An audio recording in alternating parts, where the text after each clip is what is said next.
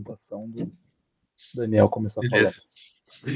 Maravilha. Nos reunimos hoje, então, para ter mais essa reunião da ABC2 Tech, e a gente tem o privilégio de receber o Lucas Vasconcelos Freitas, que fez um texto lá na Unus Mundos, e é isso que nós vamos ter hoje. Bem-vindo, Lucas, muito obrigado por você aceitar participar conosco hoje, falando do que você escreveu lá e da sua vida. Então, como a gente conversava antes, foi em 2023 que você fez esse artigo, e desde lá a sua apresentação já deve estar recheada de mais coisas, né? Então, por favor, você se apresente e fique à vontade para falar. Bom, bom dia a todos, obrigado pelo convite, é um privilégio mesmo poder estar compartilhando um pouco dessas percepções, essas ideias com todos, né?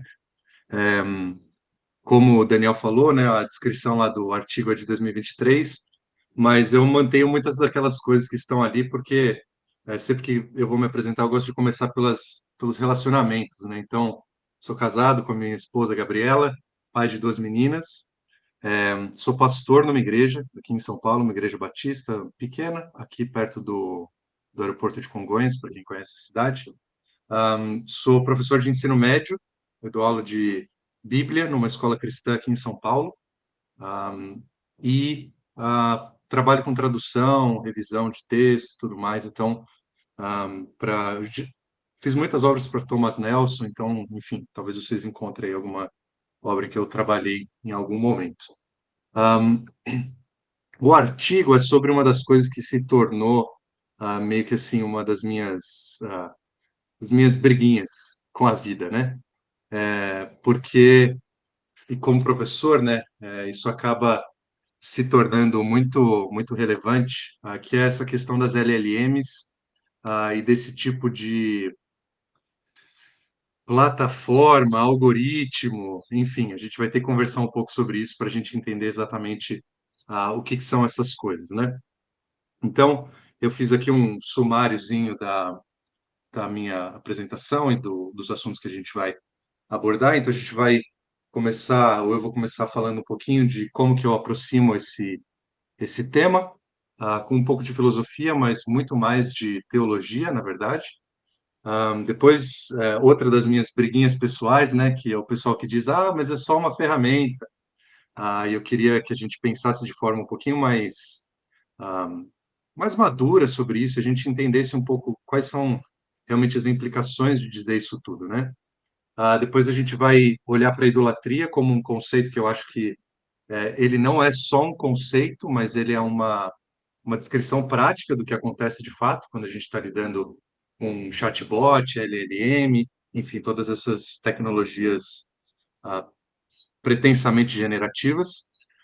Depois a gente vai entrar um pouquinho na filosofia de novo, falando do Thomas Haidt, que estava... É interessante porque, como a gente vai ver, né, eu vou argumentar, ele estava num contexto bastante parecido, em termos assim de ideias filosóficas que estavam circulando ao redor dele, e ele dá uma resposta assim que é igualmente óbvia e igualmente necessária. Mas a gente vai chegar lá e vai explorar um pouco isso, e aí eu vou trazer algumas conclusões e algumas respostas, mas eu já adianto aqui que, assim, eu reconheço que as minhas opiniões sobre isso, elas não se aplicam a todos. É quase como que assim, algumas pessoas precisam fazer isso, outras precisam encontrar as maneiras que são factíveis para elas de interagir com isso tudo. Então, mais ou menos esse é o mapa aqui da reflexão. Então, entrando na questão da abordagem filosófica, mas mais teológica, né? Então, quem são os nossos parceiros aqui? Primeiro, Carl Mitchell, que é um autor de tecnologia, e uma análise que ele faz rápida, assim, que vai ajudar a gente a ter um pouquinho mais de precisão para falar entre ferramenta, máquina e autômato.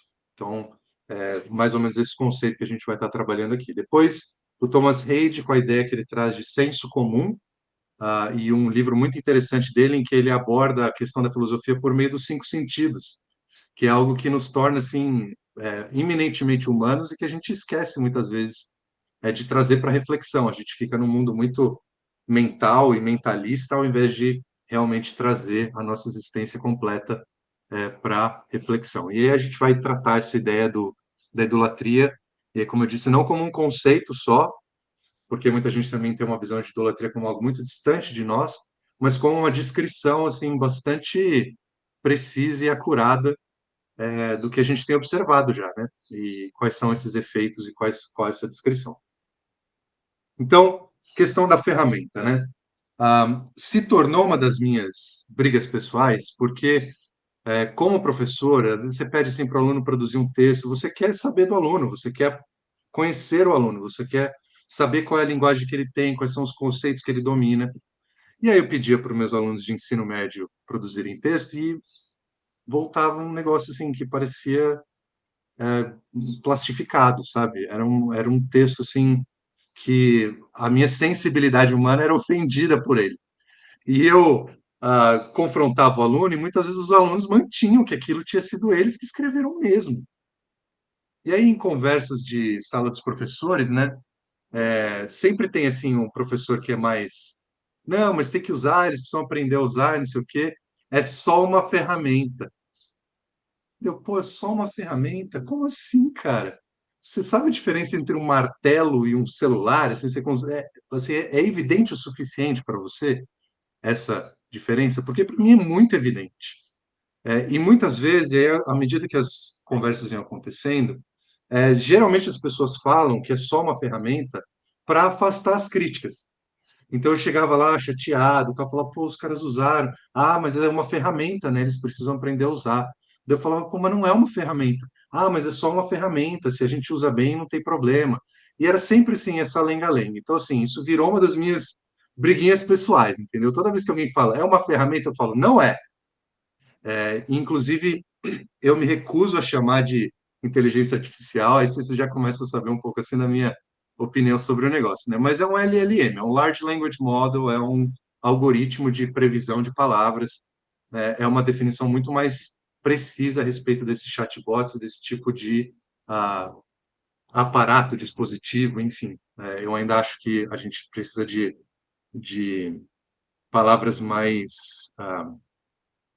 que peguem mais, né? Que sejam mais catchy, assim, né? Que a gente, pô, é isso, entendeu? Ainda falta um termo desses, né? Mas, como eu disse, eu vou usar um pouco aqui da definição do Carl Mitchell, que é esse filósofo da tecnologia. Ele identifica 8 categorias, ele elabora um pouco o que o Mumford traz.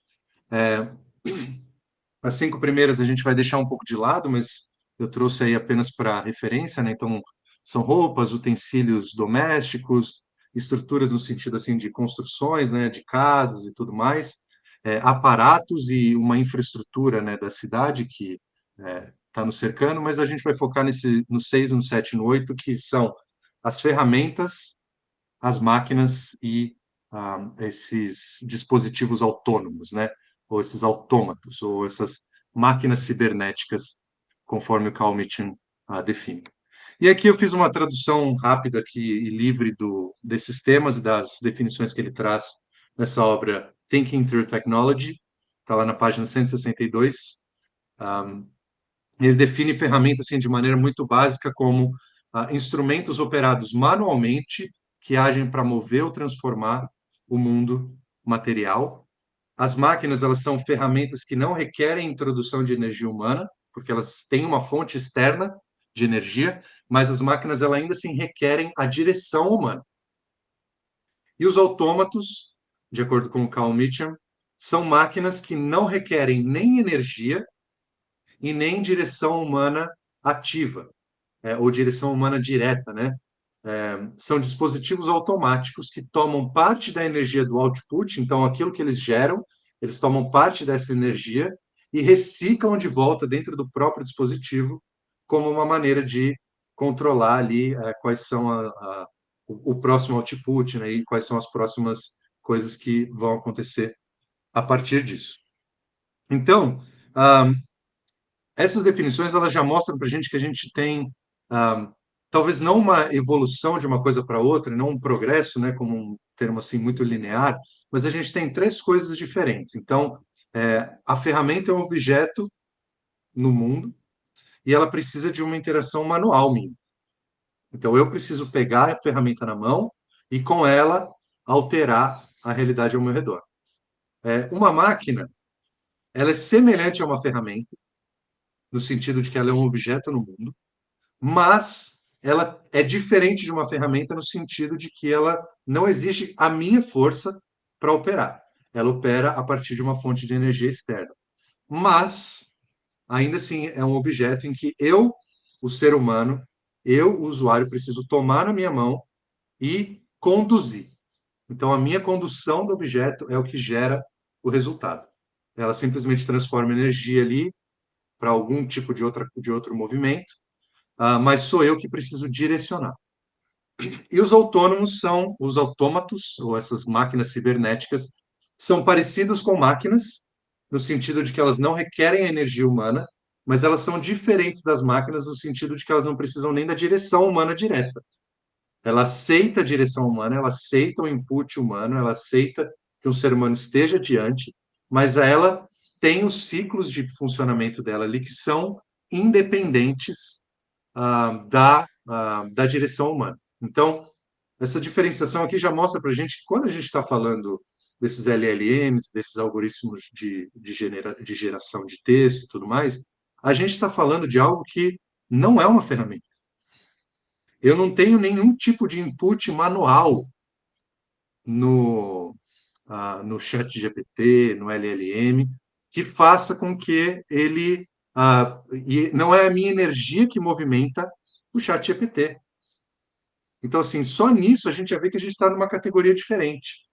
Além disso, a máquina está ali com essas evoluções dos processos e tudo mais, ela continua, né, na questão da permanência da matéria, a gente vai voltar nisso mais para frente, né, mas na permanência dos objetos, ela continua existindo, mesmo quando eu não interajo com ela, mas ela continua computando.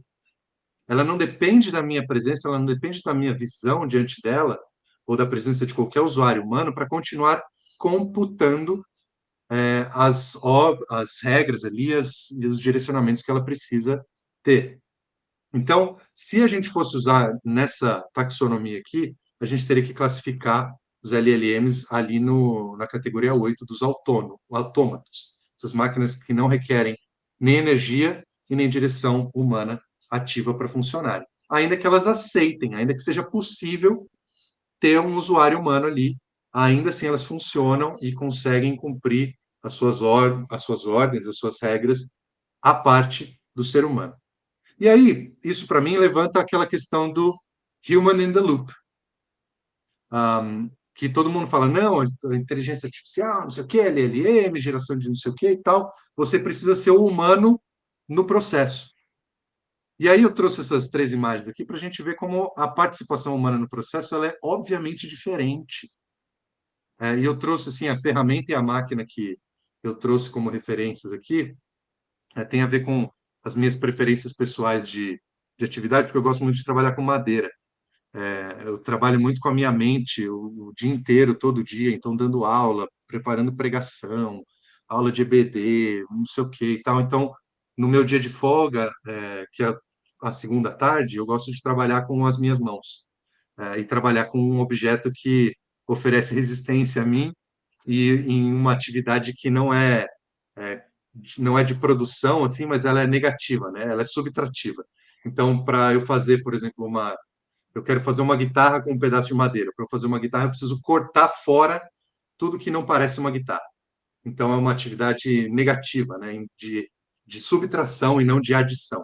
Então, de certa forma, na minha experiência humana, é o inverso do que é o resto das minhas tarefas, né?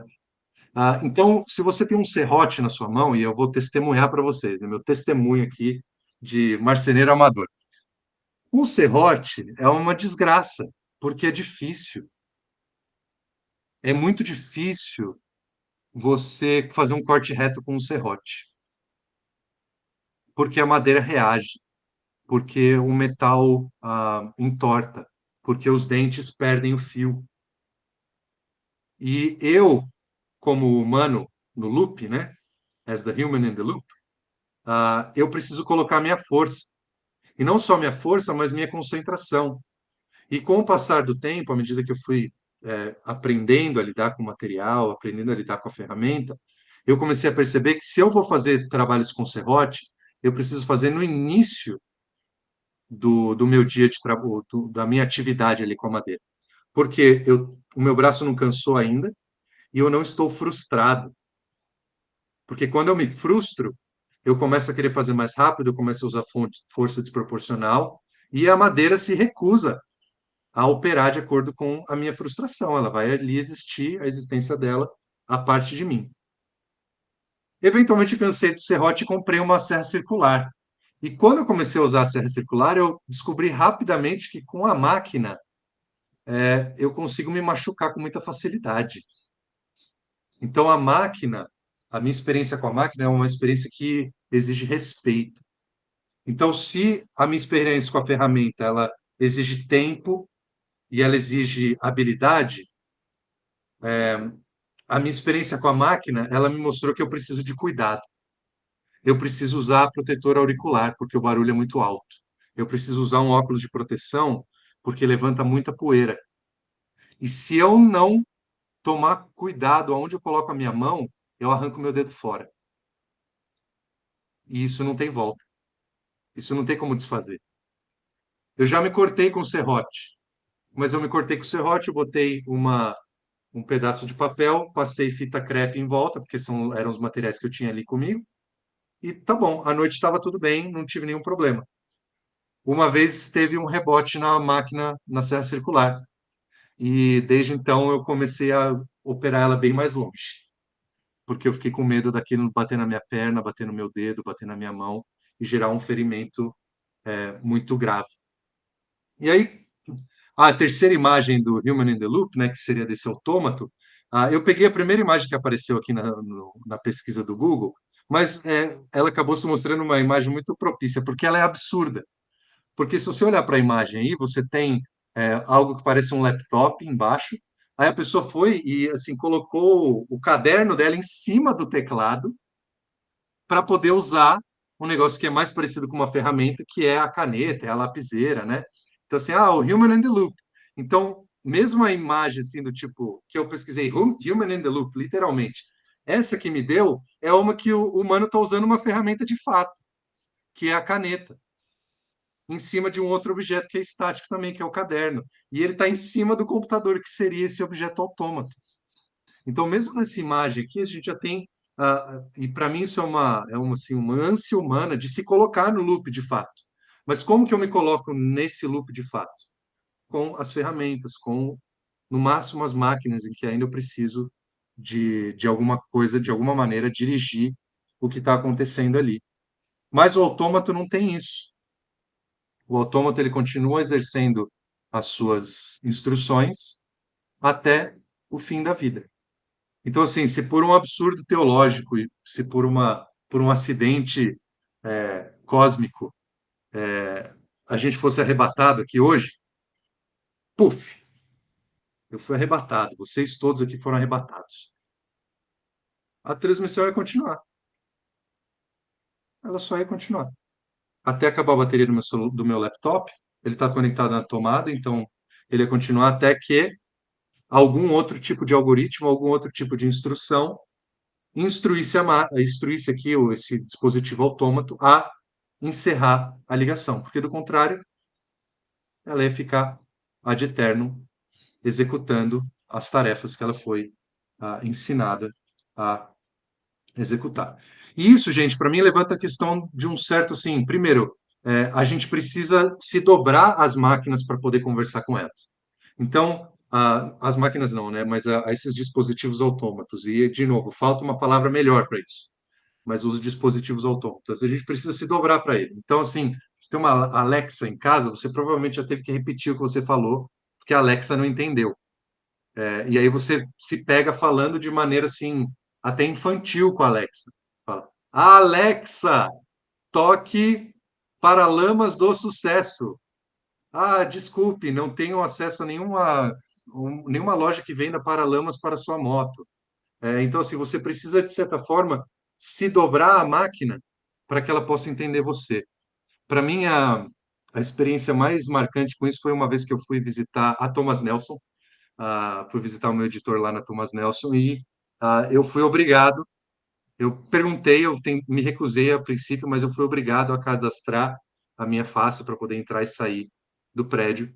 E quando a gente estava saindo, o guardinha que estava lá disse: a máquina está com problema, você precisa se abaixar. Eu tenho 1,90 m de altura, né? Então, o foco da máquina, se eu tivesse, eu como pessoa, se eu tivesse me aproximando dela, ela viria isso. Então, eu precisei literalmente me agachar diante da máquina para que a máquina conseguisse olhar, muitas aspas aqui, para minha face, me identificar e permitir que eu saísse. Então, quando a gente fala de human in the loop, se a gente está falando de um dispositivo autômato, o human in the loop ele cumpre qual função? Não é a minha energia, o meu input ele é aceito, mas ele não é determinante. Então, que função que eu cumpro nisso? E aí, eu sei que já tem gente trabalhando isso, mas é possível que o que esteja sendo trabalhado nisso seja uma lógica bem mais extrativista, né? O ser humano está ali para que o dispositivo autômato extraia do humano o que ele precisa para continuar funcionando. Então, é a lógica do engajamento. A rede social precisa do engajamento, ela precisa extrair de mim a minha atenção. Então, o Human in the Loop ele está ali para fornecer aquilo, quase como uma tarefa extrativista mesmo, do ser humano nisso. E para mim isso é uma diminuição muito grande de quem nós somos. E todos esses processos, para mim, apontam para essa questão da idolatria como esse conceito teológico não só aplicável como explicativo disso tudo, né? Então, a gente vive num conceito em que a gente tem ou numa situação em que a gente tem algumas ilusões metafísicas a respeito da existência dessas tecnologias digitais, né? Então, é muito comum falar de informações na nuvem. E, assim, historicamente, os deuses, eles habitam os céus, e os humanos habitam a terra. E, historicamente, para que você acesse esses deuses que vivem nos céus, você precisa de altares, você precisa de objetos de poder. E aí a gente tem, né, os altares, está todo mundo aqui sentado diante de algum tipo de objeto aqui, que possibilita a gente acessar essa nuvem, que faz com que a gente, de alguma maneira, esteja aqui conectados uns aos outros, né? Ou a gente tem amuletos, né? Os amuletos tecnológicos aqui, os amuletos cotidianos, em que a gente se sente até menos poderoso, menos capaz, se a gente está sem o nosso dispositivo autômato no bolso. Então a gente pensa, como é que eu vou chegar em tal lugar? Eu preciso do meu amuleto, senão eu posso pegar uma rua errada, eu vou correr um risco desnecessário. Como é que eu vou dar uma resposta para uma pessoa? Eu não sei sobre esse assunto. Eu preciso consultar os deuses, eu preciso jogar os dados aqui e pedir para que os algoritmos me deem uma resposta. Além disso, para mim é muito interessante a gente refletir que para a gente interagir com esses objetos digitais, a gente precisa ter um novo nome. O mundo digital ele lida muito mal com ambiguidade. Então, para eu poder entrar no mundo digital como enxergado e como promovido pelo Google, eu preciso de um nome. É o meu nome de usuário. O nome que eu gosto de usar é o meu nome, Lucas V. Freitas, só para não ficar muito longo também. Quando eu fui criar um Gmail, por algum motivo já estava tomado. Eu não sei se teria um Lucas Vieira Freitas, um Lucas Viana Freitas, mas enfim, alguém já tinha usado o meu nome de usuário. Então, para eu poder receber o acesso, né, ao oráculo, como a Adriana disse aí, para que eu recebesse o acesso a esse oráculo, eu precisava de um novo nome. E aí eu precisei usar um nome que tem números. Então, o meu usuário do Gmail tem a minha data de nascimento, ou pelo menos o meu ano de nascimento envolvido. Além disso, para a gente garantir a segurança disso tudo, eu preciso de uma certa palavra mágica. Então, eu tenho que falar um abracadabra ali para poder abrir o negócio, que são os passwords, né? As palavras passe. E, gente, assim, é mágico mesmo, porque recentemente a gente teve o problema lá na fornecedora do Pix, ou do sistema do Pix, porque alguém tinha a palavra mágica, algum Alibaba ouviu um dos ladrões dizendo a palavra mágica que abria o cofre deles lá, a caverna deles, e ele entra lá e pega o dinheiro e vai embora. E esse dinheiro foi embora. Caiu na conta de outra pessoa, porque ela sabia a palavra mágica. Além disso, quando eu faço uma conta em qualquer lugar, eles perguntam: o que você gosta? Que legal, está interessado em mim. De jeito nenhum, ele está querendo me categorizar em algumas categorias, em algumas caixinhas, por assim dizer. Né? Então, o meu YouTube, por exemplo, ele tem basicamente guitarras, marcenaria, Fórmula 1 e futebol. Eu sou homem, eu tenho 36 anos. Isso significa que eu recebo muita propaganda de day trade, muita propaganda de coach, muita propaganda de alguma coisa de red pill. Eu recebo muito disso, porque eu fui colocado esse nome que eu recebi, esses rótulos que eu recebi, acabaram me colocando dentro disso. Então, de acordo com o Google me vê de acordo com certas categorias, de acordo com um certo nome de usuário, de acordo com uma palavra passe. Minha mãe não me reconheceria pelas mesmas categorias, pelo mesmo nome de usuário, pela mesma palavra passe. Minha esposa não me reconheceria, minhas filhas não me reconheceriam. Duas outras coisas aí, rapidamente, para a gente não estender muito, né? Mas essa questão de compra online, né? E a questão da permanência dos objetos.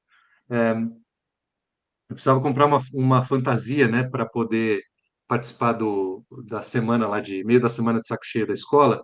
E aí eu tenho que me vestir de Fix-It Felix, do Wreck-It Ralph. E aí ele tem um cinto, assim, de ferramenta amarelo. E eu estava querendo comprar um cinto de ferramenta porque ia me ajudar a poder trabalhar lá com madeira e tal. E aí, qual que é a minha reação imediata? Celular, Mercado Livre, comprar. Da onde veio esse raio desse negócio? Não sei, mas eu queria que chegasse hoje, porque eu preciso dele para quarta-feira. Mas da onde veio? Onde está? Depois que eu termino de consumir aquele negócio, para onde ele vai? Ele simplesmente desaparece na nuvem de volta, da onde ele veio? Então, essa questão da impermanência dos objetos tem levantado muitas questões assim, de ordem ambiental, toda a logística, né, todo o gasto energético da logística para poder entregar esse cinto para mim. Hoje, não entrou no meu cálculo de consumo, porque eu não sou convidado a refletir nessas coisas por meio da plataforma. E, por fim, isso aqui, acho que todo mundo já deve ter experimentado isso, né? Mas se você não participar disso, você não vai ter futuro. Então, as promessas escatológicas da tecnologia, né, elas falam assim: se você não participar, você vai ser condenado ao inferno. Se você participar, você vai ser bem-vindo na utopia. Então, você tem toda assim uma ilusão metafísica que é construída ao redor disso, com objetos de poder, com essa pretensa existência na nuvem, né, numa existência superior a nós, novos nomes, palavras mágicas, impermanência de objetos e ameaças e promessas para aqueles que topam participar disso tudo, né? E aí, gente, a questão é que esse tipo de existência ela gera transformação no mundo real.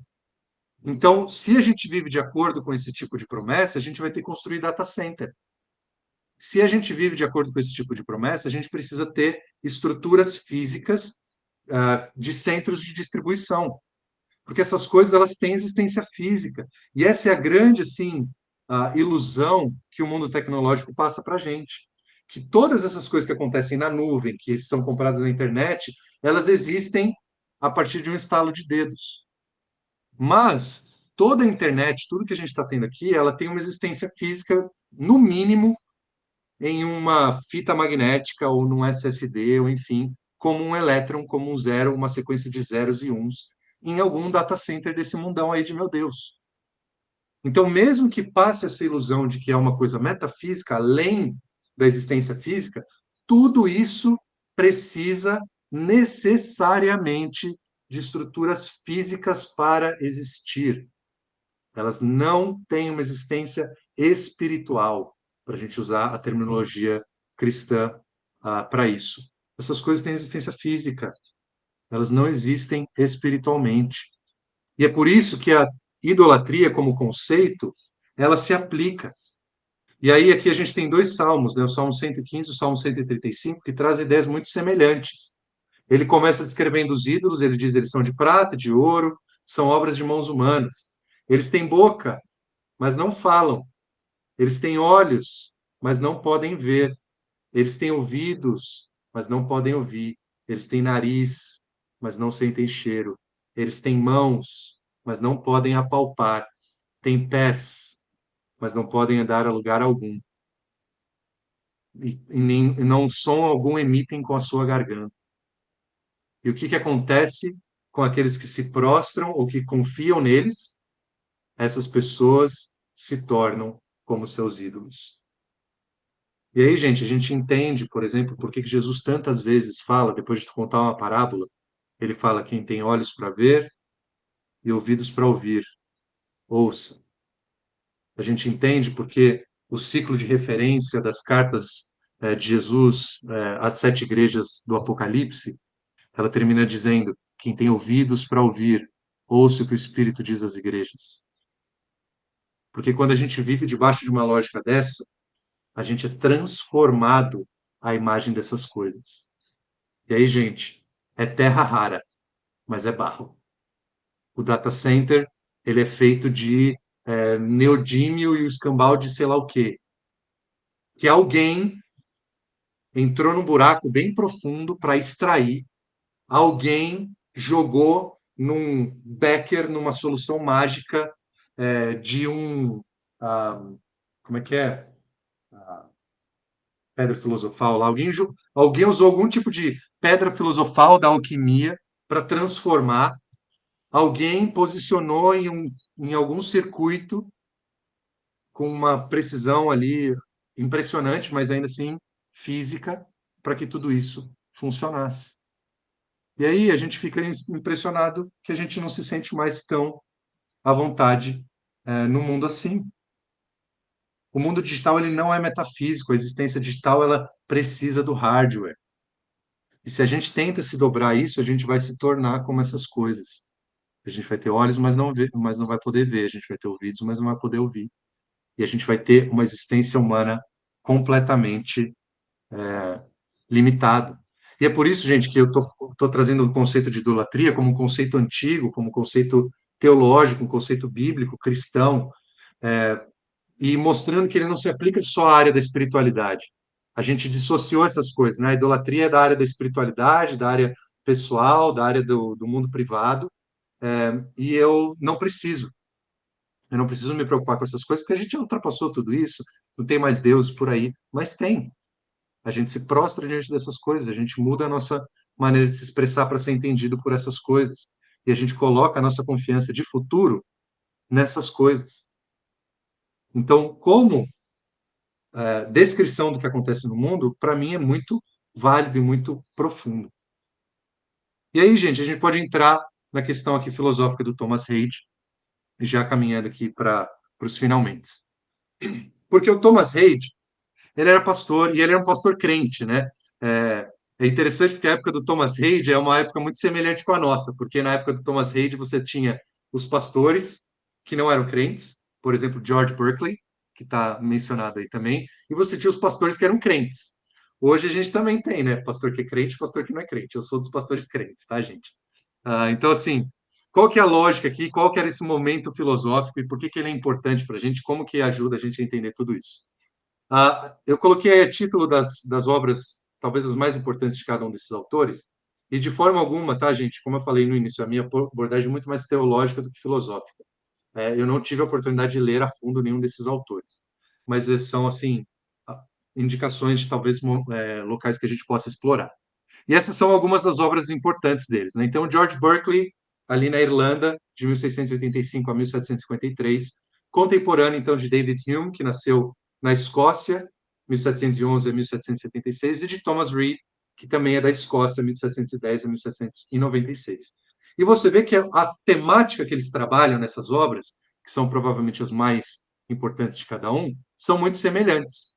Então, você tem o Tratado sobre os Princípios do Conhecimento Humano, do George Berkeley, você tem o Tratado sobre a Natureza Humana, que evolui e desenvolve algumas ideias do Berkeley, e você tem Investigação sobre a Mente Humana segundo os princípios do senso comum, do Thomas Reid, que explicitamente no próprio livro ele cita o George Berkeley e ele cita a obra Tratado sobre a Natureza Humana ali na introdução inicial dele dos temas. Então, é uma obra escrita explicitamente como resposta ao trabalho do Berkeley e do Hume. E o que esses pensadores, nessa época aí do idealismo, propunham? O George Berkeley propunha que ser é ser percebido. Essa é talvez a frase mais famosa dele. Então, ser é ser percebido. Qual que é a lógica dele? Ele começa falando um tratado sobre a visão, e ele argumenta que os objetos eles só têm existência a partir do momento que alguém os vê. E se não tem uma pessoa olhando o objeto não tem existência, porque a existência do objeto é apenas na mente de quem observa.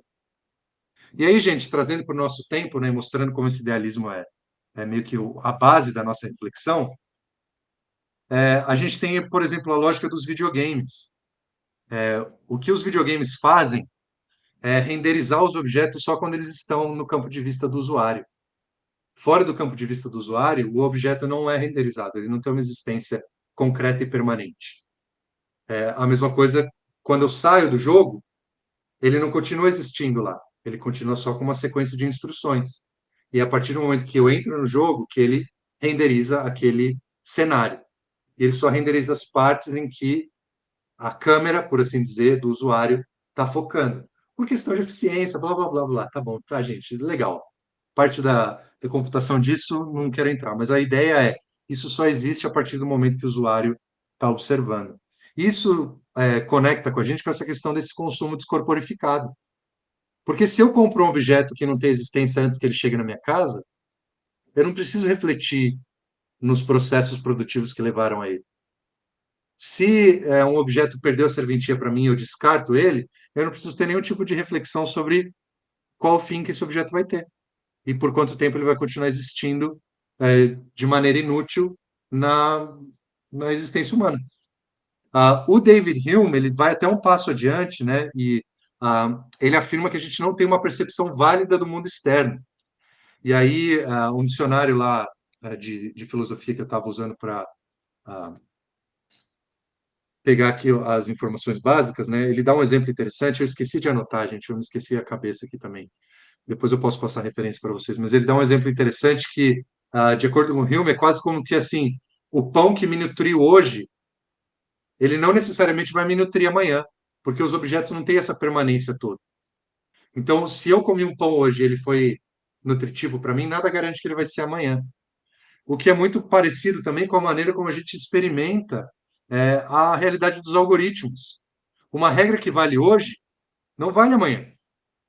Então, algo que deu certo, que trouxe engajamento, que trouxe, alimentou o algoritmo hoje, amanhã não necessariamente vai. Então, essa impermanência das regras, ela acaba tornando esse mundo descorporificado e um mundo idealizado por completo. E a gente começa a ter que toda hora a gente fica com essa incerteza a respeito do futuro, porque eu não sei quais regras vão se aplicar.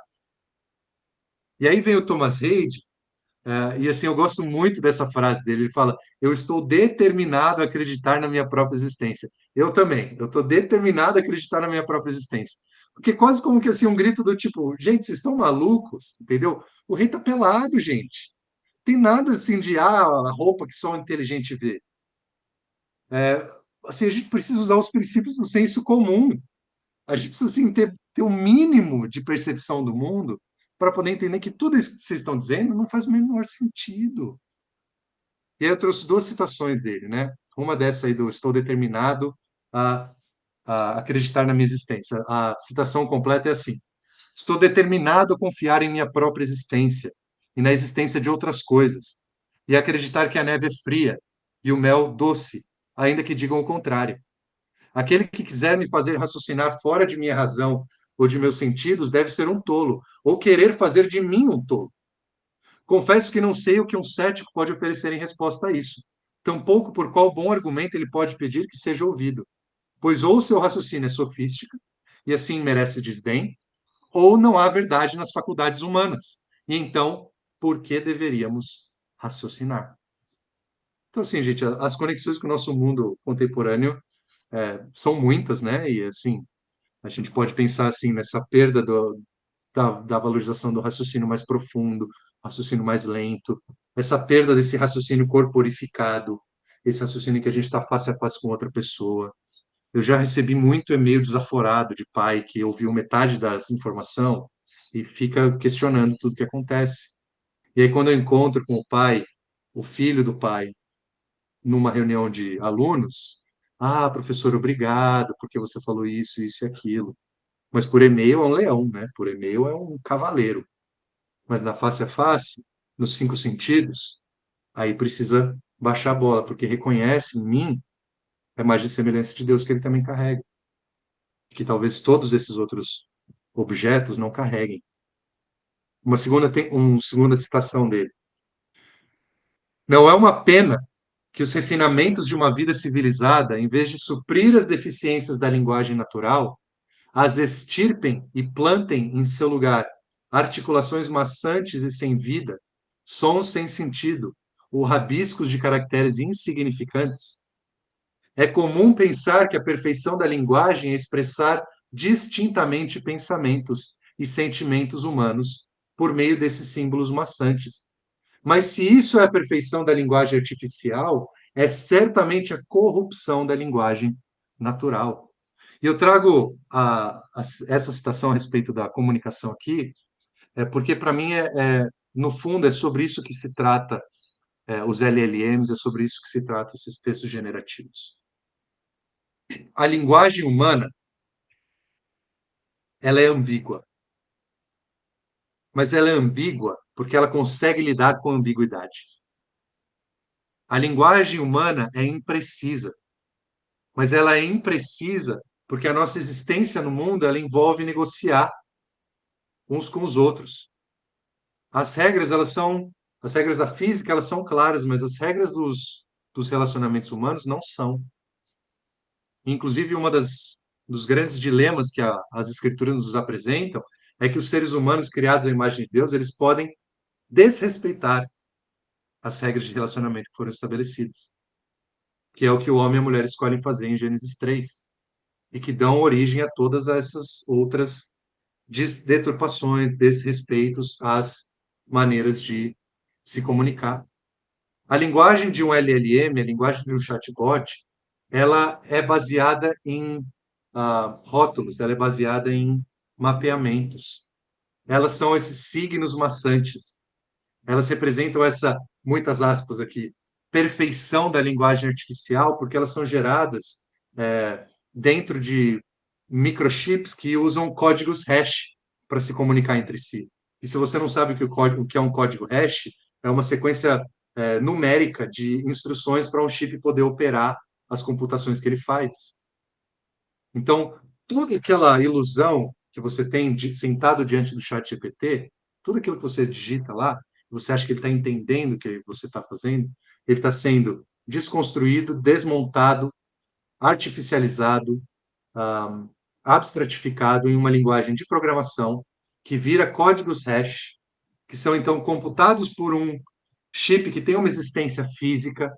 Esse chip cospe elétrons, outros códigos hash que vão ser reinterpretados por outros microchips, que vão então navegar, seja por raios de luz ou por raios elétricos, por todas as redes e toda a infraestrutura que foi construída para que isso pudesse ter a menor chance de funcionar, até que chegasse ali na sua tela e você falasse: "Ah, que bonitinho, obrigado, ChatGPT, você realmente me ama". E no artigo que eu escrevi lá para Unos Mundos, eu trago o exemplo de algumas pessoas que usam esses chatbots como parceiros românticos, mostrando que a gente está tão disposto a cruzar esse vale do estranhamento, a gente está tão disposto a acreditar na mágica dessa tecnologia digital que essas coisas nos convencem. E é por isso que, como Thomas Reid, eu acho que a gente precisa voltar a essa ideia do senso comum e voltar a essa existência corporificada.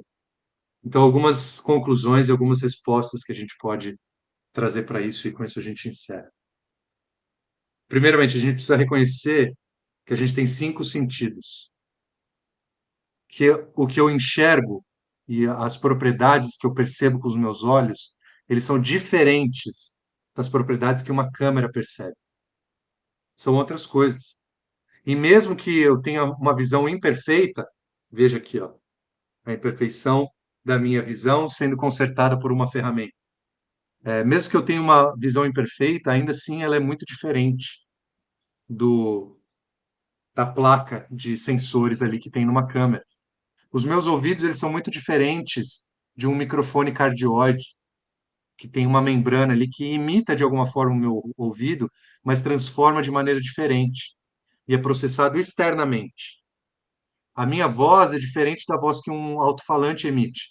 E vocês provavelmente estão ouvindo uma voz diferente da minha, porque ela está sendo ah, digerida por todos os bits e os bytes e sendo expelida por um tipo de alto-falante que é muito diferente da minha caixa craniana, que é o que me dá as minhas características de timbre. A minha capacidade de processamento cerebral, ela é graus de magnitude mais eficiente do que a do laptop que está aqui na minha frente. Porque a última refeição que eu tive foi ontem à noite. A bateria do meu laptop não dura isso tudo, de jeito nenhum. Mas a minha capacidade mental ela ainda está preservada, ainda que as fontes externas de energia para mim não tenham sido digeridas ainda e ainda estejam fora de mim.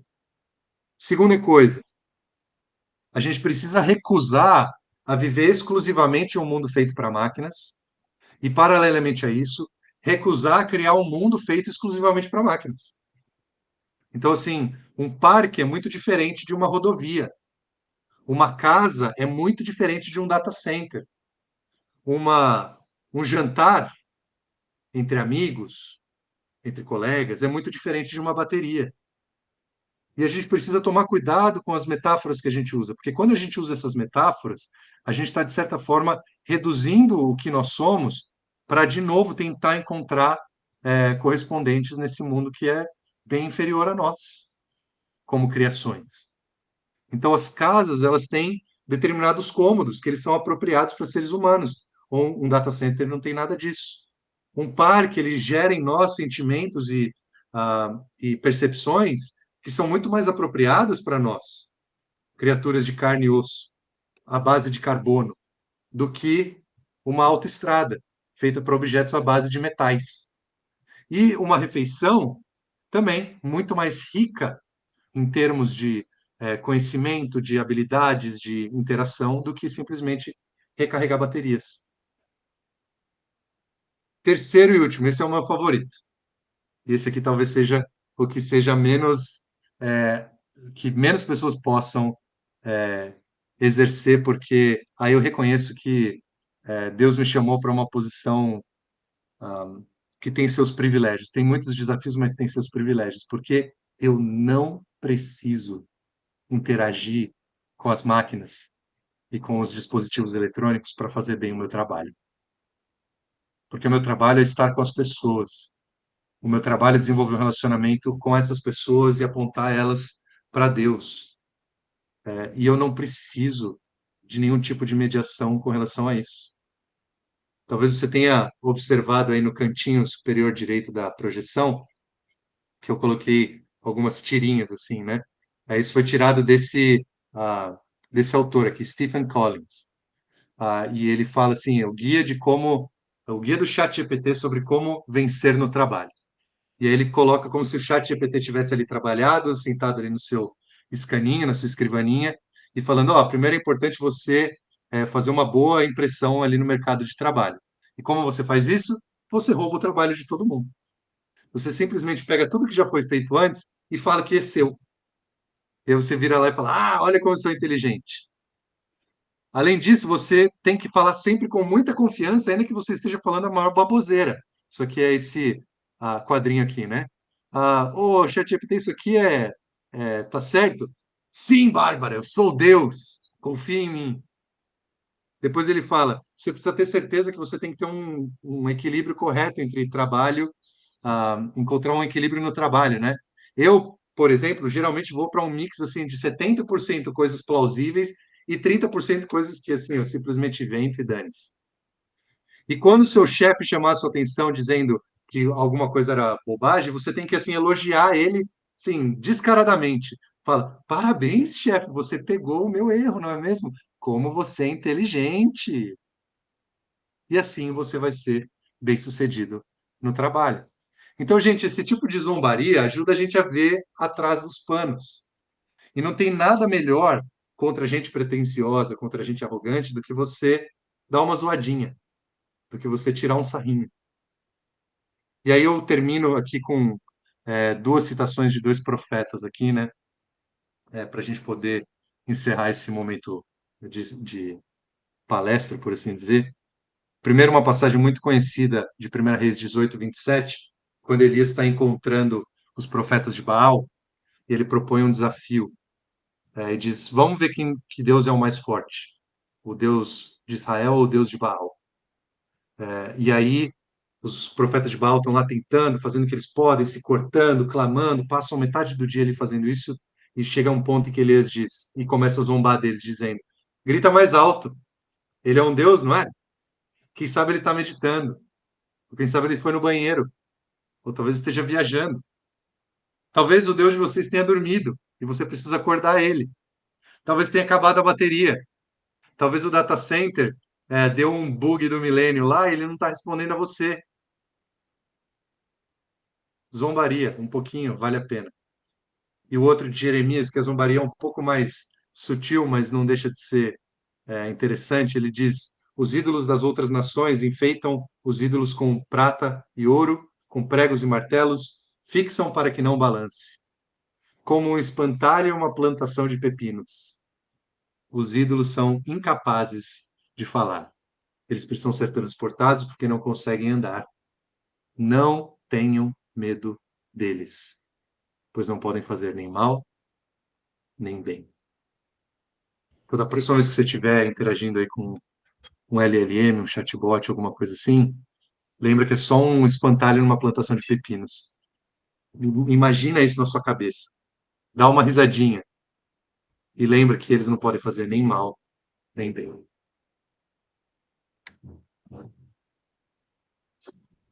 É Uau, isso. gente.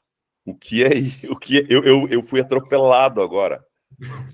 Lucas, assim, nós temos visto pessoas falando sobre aquilo que elas aprenderam estudando e falando sobre as suas vidas próprias com uma coisa separada da outra. E você, ao falar sobre você mexer com marcenaria e a sua vida, e a naturalidade, a habilidade que você tem de costurar essas coisas é impressionante. Muito obrigado por você ter aceitado vir falar aqui, né? Para além do texto que você apresentou lá nos Mundos, a gente assistiu. Eu acho que você precisava falar mais vezes, Lucas. Que maneira apaixonante de ver você falando sobre os temas, né? Mas é muito mais fácil a gente ficar na vida comum e não ter noção dessas coisas, né? E você olha ao redor, você reconhece os problemas que a gente tem ao redor e você diz fazer a escolha. Você falou ali, eu recuso viver exclusivamente no mundo tecnológico. Eu sei que está lá e eu vou tirar sarro disso, eu vou zombar um pouco para eu botar no seu próprio lugar, porque a tecnologia tem o seu próprio lugar, né? Maravilhoso mesmo. A gente tem, você falou logo no começo, né? A gente tem uma ideia da idolatria como algo distante de nós. E com isso você aproxima a nossa ideia da idolatria estar aqui ao lado, na nossa frente, né? Conosco. E isso bota o pé no chão. Isso aterroriza, mas isso bota o pé no chão, né?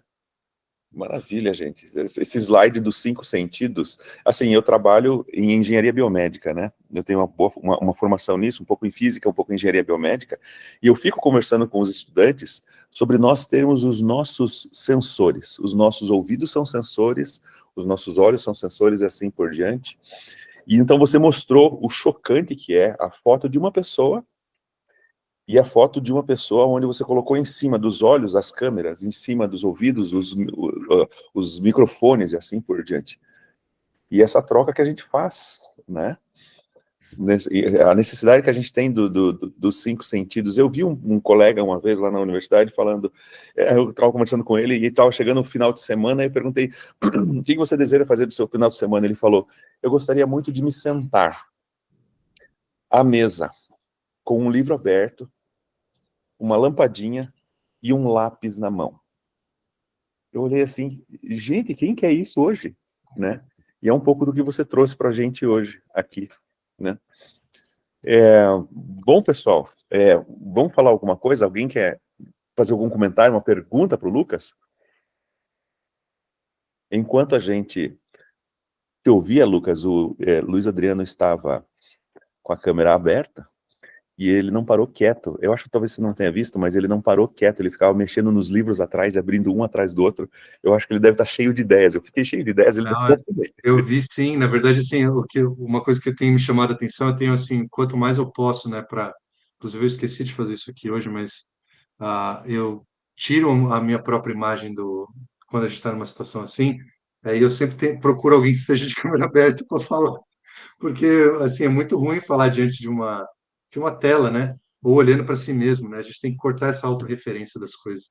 Mas eu vi o Luiz levantando ali, eu não sabia se era para falar, isso aqui tem uma coisa que vai ajudar, ou isso aqui é uma burrice completa. Vamos consertar isso. Não, imagina, é um monte de insights mesmo, né? Porque a gente estava conversando no começo, né, sobre, por exemplo, um autor que você cita, né, ali o Craig Gay, que ele tem, até eu coloquei lá, né, no grupo de tecnologia, que é um livro muito legal, assim, né? Eu acho que a gente tinha que ter, assim, porque tinha que ter em português, né, tradução, porque ele é essa pegada, né, uma visão cristã da tecnologia, né, e muito interessante, e uma visão crítica ácida, né? Uhum. Eu acho legal realmente isso, né? Essa pegada que você teve aí, né, de ironia e tal, de colocar, tipo assim, o senso comum mesmo, né? Trazendo o senso comum, né? Coisas assim no senso comum, porque realmente a gente tá, eu acho que muitas pessoas, né, elas estão assim, muito deslumbradas, né? Talvez passe essa onda, né, de deslumbre, né, do sublime tecnológico, né? E você coloca no seu texto algumas coisas muito legais, alguns conceitos muito legais, né? De tipo o Vale da Estranheza, né? Que é essa coisa, né, de que você olha e ah, hoje acontece muito isso. Quando você olha uma imagem criada por, né, uma inteligência artificial, que você olha e alguma coisa parece estranha, né? É muito real, né? Mas alguma coisa parece estranha. E como isso é uma das coisas que também eu tenho escrito, falado sobre como que a gente vai diminuindo, né, as nossas capacidades para igualar da máquina, né? Você citou o exemplo ali, né, da Alexa. E é muito forte isso, né? A gente vai diminuindo a forma como a gente fala, a forma como a gente pensa, até, né, para se igualar à da máquina, né? Tipo, a gente tem que dar uma emburrecida, né? É. Então, eu fiquei pensando muito, né, nos conceitos, e é muito legal, você menciona também, no seu texto, né, a Melanie Mitchell, e é bem legal, né, eu tava pegando esse livro aqui, tem um livro dela, né, acho que você mencionou, não sei se você menciona o artigo dela ou o livro, mas é muito legal porque ela é muito irônica também, assim, né? Então ela está criticando, né, a inteligência artificial também, e ela é dos nossos, né, nessa pegada, assim, né, de não ser deslumbrado, porque, assim, nesse mundo tem muita gente deslumbrada, né? Sim. Você vê vários caras falando assim, nossa, é o avanço, é o futuro, né, e tal, e aí tem umas pessoas que, né, que são do campo até que vão falar, olha, não é tudo isso, olha só, né? É. Não, não tem como substituir, né? E era só comentários, assim, né? Não, mas Desses autores, né? sim. Importantes. Assim, eu brinco com o pessoal, né, que eu sou tão pessimista que eu acho que eles vão fracassar, entendeu? Então, assim, que eu não tenho nem medo de tão pessimista que eu sou com o negócio. A questão é que a gente passa por um processo, como você estava falando, né, e como eu tentei trazer ali a partir dos Salmos, de que, e o Vale da Estranheza, né? A Sherry Tuckle também tem uma obra interessante sobre isso, que é o Alone Together. Não sei se tem em português ou não, mas então, o título é Sozinhos Juntos, né? E ela chama atenção para isso, né? De que, em muitos aspectos, a gente está mais disposto do que a gente imaginava a cruzar o Vale da Estranheza. A gente acha que a gente teria uma reação assim, bem mais visceral com relação a essas coisas, mas a partir do momento que elas vão começando a estabelecer na nossa mente, a gente começa pô, não, tudo bem, eu atravesso esse vale, né? Você estava falando que eu estava pensando. é, Esses dias eu estava procurando um vídeo assim para mostrar para meus alunos sobre, cara, a vida na como que eram os casamentos no século I, né? Para a gente poder falar um pouco de José e Maria, tal, preparando já coisas de Natal lá com uma coisa na escola, né? E cara, eu vi lá um pastor assim que estava explicando e ele usou imagens de inteligência artificial assim para ilustrar. Na hora que eu vi aquilo, eu pausei, eu falei, parei assim. E daí eu comecei a pensar, falei, cara, eu acho que a gente precisa ter uma reação mais pavloviana, assim, sabe? Com essas coisas, porque senão a gente se acostuma. A gente precisa se acostumar mais, assim, quando eu vejo tal coisa, pô, eu deliberadamente eu me afasto, para que isso não se normalize demais e a gente não esteja tão disposto, assim, a cruzar esse vale da estranheza, a gente não fique tão vulnerável, porque daí, e isso é uma coisa que, para mim, assim, é muito marcante, porque eu trabalho com texto, né? Assim, a minha vida inteira é texto, é fala. Então, assim, a sensação que eu tenho é que com a chegada desses dispositivos algorítmicos aí, não é que a gente vai. A questão não é que a gente vai parar de produzir texto, mas é que a qualidade do texto ela vai ficar tão baixa que a máquina vai conseguir alcançar. Então não é que assim a máquina vai ficar melhor em escrever, é que a gente vai ficar tão ruim em escrever que a máquina vai conseguir se passar por nós. A gente vai ficar tão sem personalidade para se expressar que a máquina vai conseguir parecer humana. Esse mesmo autor aí tem uma outra tirinha muito boa dos Sócrates e Platão, se eu não me engano. Sócrates vira para Platão e fala assim: Platão, nós somos humanos? Aí o Platão fala: sim, Sócrates. E por sermos humanos, você acha que a gente consegue reconhecer o que é uma carroça, não é mesmo? Sim, Sócrates, conseguimos. Aí o Sócrates pega uma imagem assim de um pedaço assim de uma roda. Ele fala: Platão, isso é uma roda? Isso é uma carroça? Daí o Platão responde: não, é um pedaço de uma roda. Ah, tá bom. Aí ele mostra assim aqueles negócios tipo assim, prove que você é humano, sabe? Que aí tem vários quadradinhos assim, você tem que clicar na carroça. E aí é uma carroça toda picotada, né? Aí ele fala assim: então, qual desses, se você fosse pedido para provar que você é humano e tivesse que clicar nos quadrados que representam uma carroça, quais desses você clicaria? E daí o Platão fala: nenhum. Daí, então talvez nós não sejamos humanos. É verdade, vai buscar a cicuta.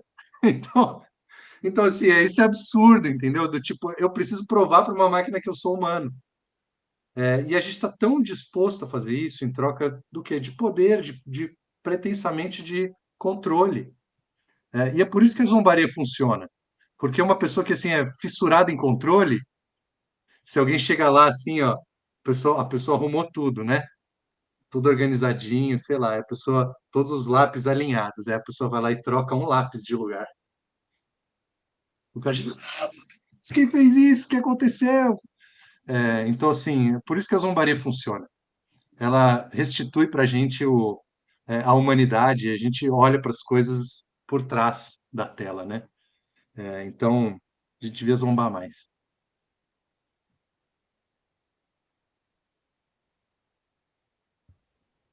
Bom, Fala, Adriana. bom dia, Lucas. Parabéns aí pela apresentação da palestra. Tema interessantíssimo. Eu sou da Igreja Batista Reformada de Brasília, sou aluno de bacharel da Faculdade Teológica Reformada de Brasília e sou profissional da área de tecnologia. Então, tenho estudado bastante também esse assunto, que tem me envolvido aí para poder desenvolver artigos e trabalhos nessa área de filosofia e tecnologia, juntamente com teologia. Eu queria fazer uma pergunta. Quando você diz que não faz nem bem nem mal, no final da tua palestra, eu não entendi muito bem o que você quis dizer. E eu queria saber se as questões subjacentes à tecnologia é uma dificuldade para que nós, principalmente cristãos, não entendamos as liturgias que estão por trás dessa cultura tecnológica. Cara, boa pergunta. Assim, Nelson, eu vou só mencionar, tá? Mas se não puder, tudo bem. Se você pudesse abrir sua câmera para eu poder te ver, assim, eu me sentiria mais corporificado. Mas se não der, não tem problema. Opa, obrigado, meu amigo. Prazer em te ver, assim, mesmo que à distância, né? É, Cara, então, eu estou seguindo o texto de Jeremias ali, né? E se eu vim argumentando que essa tecnologia ela é um ídolo e a gente estabelece uma relação idólatra com ela, e a partir do momento que eu entendo que eu preciso respeitar o que o texto fala, eu optei por deixar ali e achei que seria uma conclusão importante para nós. O que não significa que a presença da idolatria não traga prejuízos e não traga problemas práticos e da nossa experiência do mundo. Então, assim, quando a gente pensa é, na tecnologia, né, ela não precisa ser completamente eliminada, entendeu? Se ela é esse espantalho numa plantação de pepino, ele tem uma utilidade, entendeu? Mesmo que seja para manter os pássaros longe dos pepinos, porque eu quero pepino, eu preciso do pepino, eu quero comer. Então, assim, os processos tecnológicos, assim, eu não sou um ludita do tipo assim, não, tem que destruir os data centers.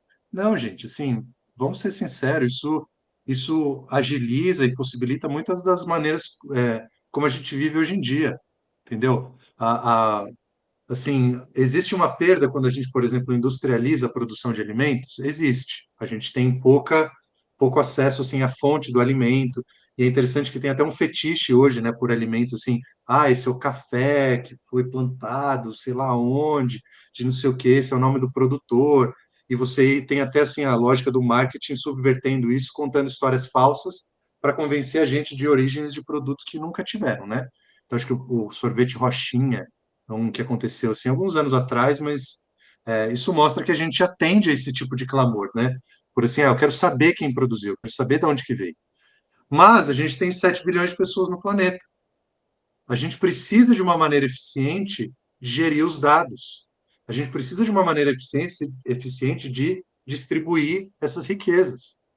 Então, assim, é interessante porque tudo isso, cara, as origens disso acontecem muito ali no surgimento de capitalismo, dessas percepções idealistas, mas vai me fugir o nome de quem que é, mas um dos primeiros economistas, assim, também pastor, mas pastor que, pelo visto, não era crente, chegou à conclusão que, assim, com a evolução da tecnologia, a população humana ia aumentar. E a ideia dele era assim, a população humana aumenta numa proporção exponencial. Mas a produção de alimentos ela aumenta num aumento linear, ela segue uma lógica linear. Então, de acordo com esse rapaz aí, esse pensador, em menos de 100 anos já não teria alimento suficiente para todos. Só que ele está escrevendo em 1700. A gente está em 2025. E a gente tem 7 bilhões de pessoas no planeta. E o problema da fome no mundo não é falta de produção, é problema de distribuição. Então, assim, eu não sou contra a gente interagir com coisas com eficiência. A questão não é essa. A questão é, o sistema tem uma eficiência na gestão de dados? Tem. Sim, glória a Deus por isso. Por favor, mais eficiência na gestão de dados. Entendeu? Desde que isso seja feito para produzir um mundo para humanos e não para dados. O mundo que nós estamos produzindo precisa ser produzido para humanos. Eu você entrou na questão de liturgia. As nossas liturgias na igreja, elas são produzidas para humanos ou elas são produzidas para transmissão de dados?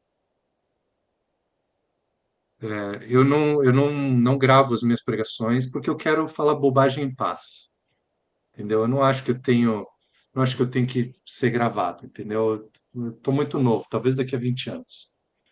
Eu quero falar bobagem em paz, né?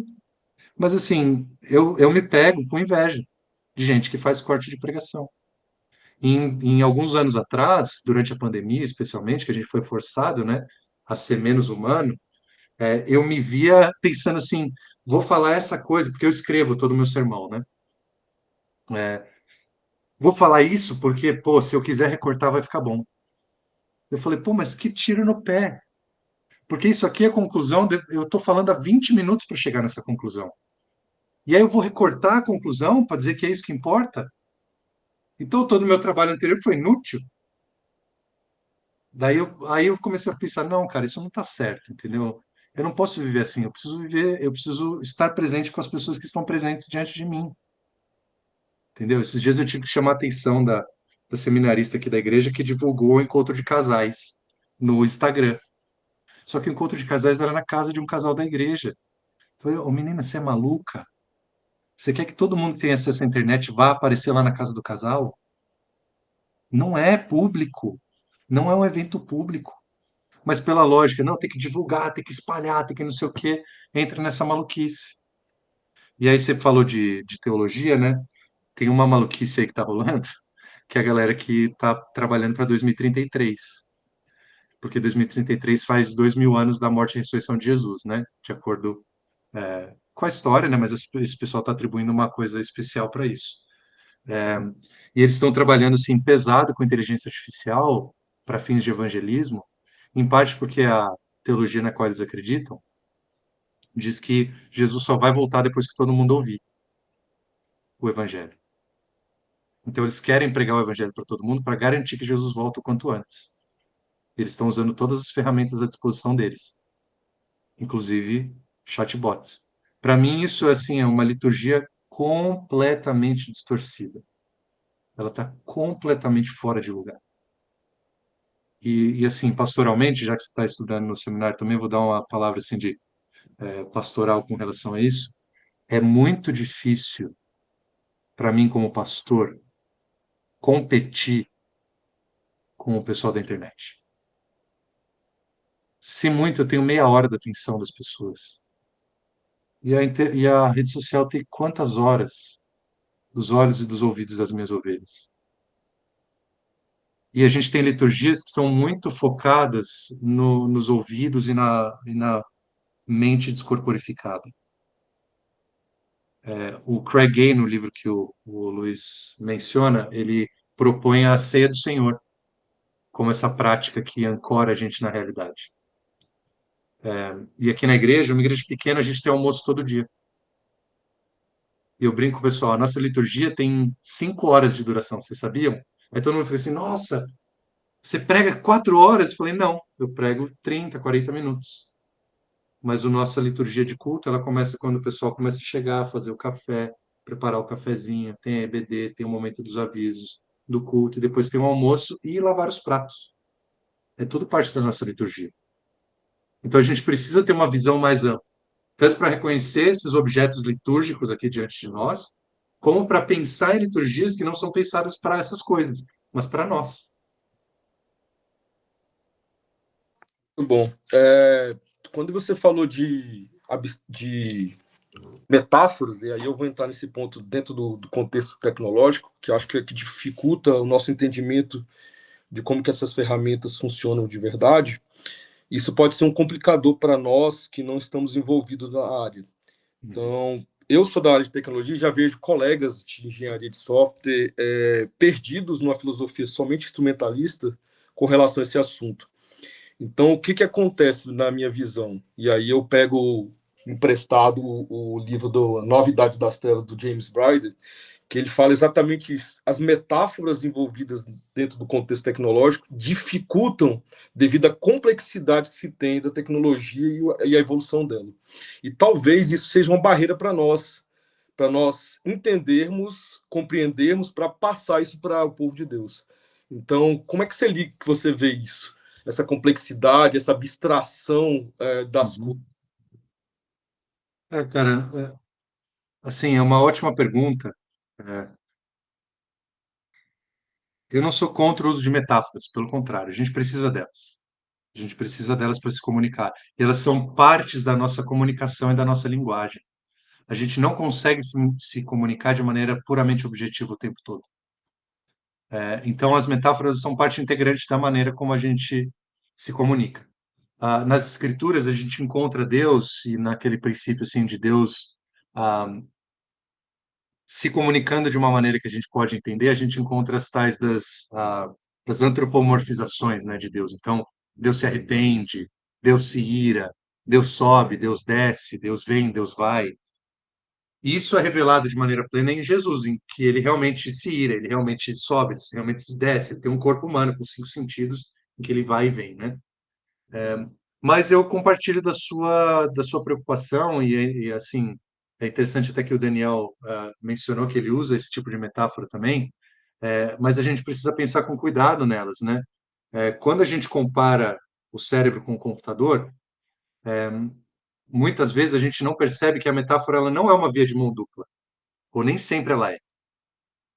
Então, assim, o verbo ser, né, ele pode ser tanto, assim, o substantivo e desculpa, o sujeito e o predicado, eles podem ser, é, como é que é? Eles podem ser Intercambiável. equivalentes ou eles podem ter referência um ao outro, né? Então, por exemplo, Jesus é Deus. É um termo em que o verbo ser, ele é usado de maneira equivalente, né? Então, Jesus é Deus, Deus é Jesus, ainda que Jesus enfim, tem a Trindade e tudo mais, né? Mas, por exemplo, Deus é amor não é uma relação de equivalência, porque amor não é Deus. Então, assim, a gente precisa tomar cuidado e as metáforas elas trazem isso na gente, elas meio que têm esse contrabando aí da ideia, né? Quando a gente fala, o nosso cérebro é um computador, mas o computador é um cérebro. Se alguém conhece um cérebro e já viu um computador na vida, obviamente diz, tem que dar uma sambada aí. Então, não é uma relação de equivalência direta, entendeu? Então, a gente precisa tomar cuidado, né? Para não ficar nessa filosofia aí muito concretista, né? Obrigado, desculpa aí, pessoal, por monopolizar. Imagina. Gente, assim, eu vou Foi pedir mil ótimo. desculpas, mas assim, eu tenho mais 2 minutos, porque eu preciso ir lá para o ensaio. Eu preciso estar corporificado com as minhas ovelhas. Corporificado, maravilha. Corporificado, as suas, como é que são, atividades focadas, não é? Muito obrigado, Lucas, você foi ótimo, muito obrigado pela sua fala, pelas suas explicações também. Nós vamos terminar aqui te agradecendo, você foi fantástico, viu? Obrigado pela troca de ideias, obrigado pela exposição, você se expôs agora, né, falando baboseiras ou falando coisas sérias, o que quer que seja, você se expôs, indo um pouco contra aquilo que você está querendo na atualidade. Muito obrigado, viu? Luiz Adriano, Foi um você prazer quer? mesmo. Luiz Não, Adriano. obrigado mesmo, obrigado mesmo. Sabia que ia ser muito bom. O Lucas tem uns insights muito legais, muito interessantes. Muito bom ter você aqui com a gente, Lucas. Obrigado. Vocês foram muito generosos comigo. Até uma próxima, gente. Quem sabe em pessoa Beleza. com um café, alguma coisa assim. Seria bom demais, hein? Falou. Até mais, Tchau, gente. gente. Tchau, tchau.